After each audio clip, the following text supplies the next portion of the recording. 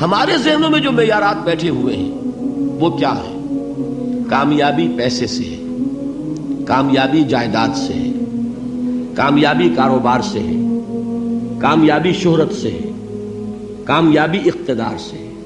یہ معیارات ہیں. جو جتنا دولت مند اتنا کامیاب، جو جتنا مشہور اتنا کامیاب، جو جتنا پاپولر اتنا کامیاب، جو حکومت پر پہنچ گیا کامیاب، جس نے بڑا کاروبار جما لیا کامیاب، جس نے بہت جائیداد بنا لی کامیاب. یہی ہے اصل میں ساری بس کی گانٹھ.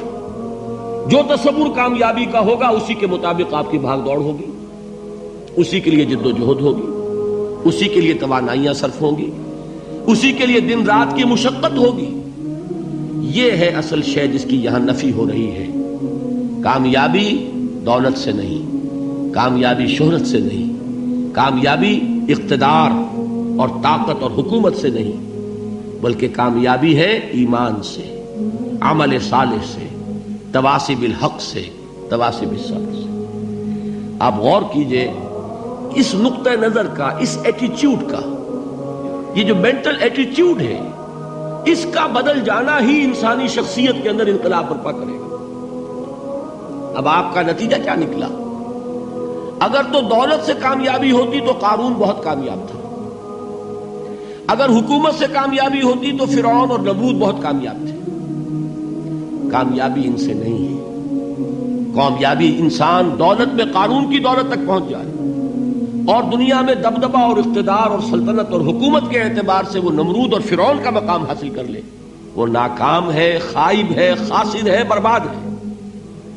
اور ابو ذر غفاری کامیاب ہے، چاہے ان کے پاس کچھ نہیں تھا، جھونپڑی تک نہیں تھی، کوئی گھر نہیں تھا. حضور نے فرمایا ہے اللہ کے کچھ بندے ایسے ہوتے ہیں جو کسی محفل میں جانا چاہیں تو انہیں اجازت نہ ملے، جو کہیں اگر رشتہ کرنا چاہے کوئی ان سے رشتہ کرنے کو تیار نہ، کہیں کوئی سفارش کرنا چاہے تو ان کی کوئی بات ہی نہ سنے.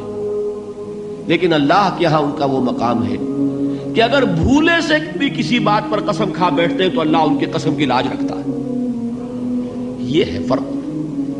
یہ جان لیجئے اچھی طرح.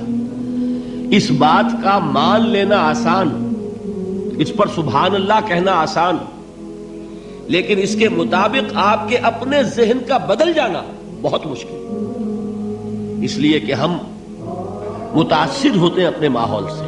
وہ بڑا محل ہے، دیکھ کر ایک دفعہ جھجری آتی ہے، وہ بڑی سی 20 فٹ لمبی کار سناٹے کے ساتھ آپ کے پاس سے گزر گئی. ایک دفعہ اعصاب کے اندر ارتعاش ہوتا ہے، محسوس ہوتا ہے بڑے یہ نصیبے والے لوگ ہیں، بڑے خوش نصیب، بڑے کامیاب.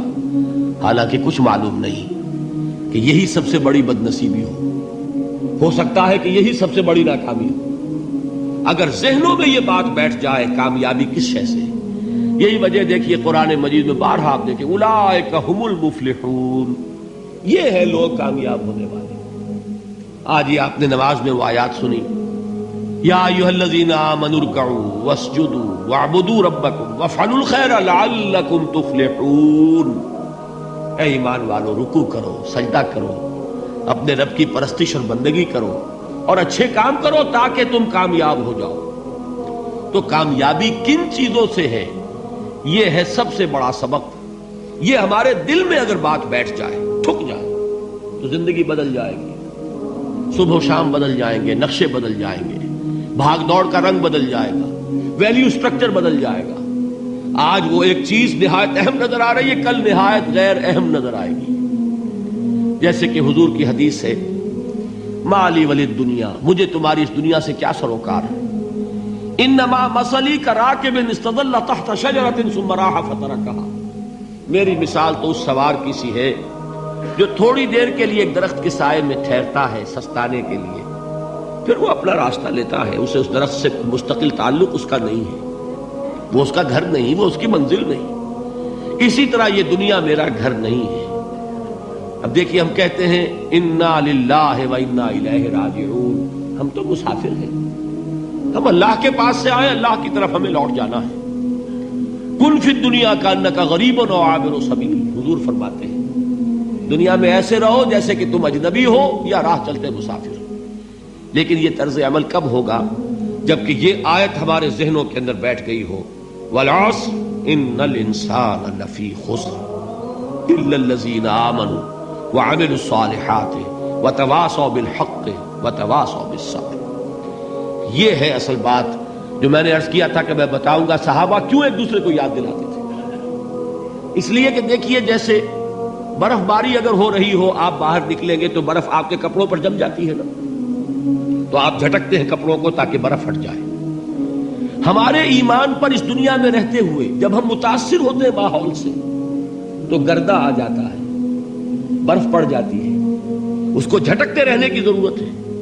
اور وہ جھٹکنے کی بہترین اور مؤثر ترین شکل یہی ہے کہ یاد رکھو کامیابی ان چیزوں سے نہیں ہے۔ چمک دمک جو ہے دنیا کی، یہ ساری چمک دمک جو تمہیں رجھا رہی ہے، جو تمہیں اپنے اندر گم کیے ہوئے، یہ لفظ گم پر اقبال کا وہ شعر یاد آ گیا کہ کافر کی یہ پہچان کے آفاق میں گم ہے، اور مومن کی یہ پہچان کے گم اس میں ہے آفاق۔ تم گم نہ ہو کر رہ جاؤ، اس میں مبہوت نہ ہو کر رہ جاؤ، مرعوب نہ ہو کر رہ جاؤ، دنیا ہی کی محبت تمہارے اوپر ڈیرے نہ ڈال دے، تمہارے دلوں کے اوپر مسلط نہ ہو جائے۔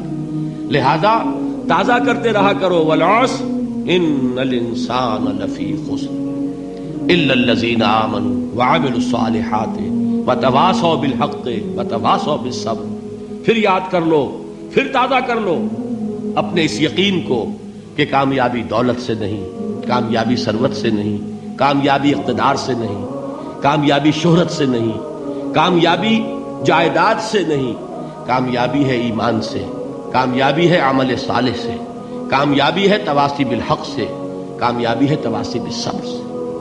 یہ چار چیزیں ہیں کہ جو کامیابی کے لوازم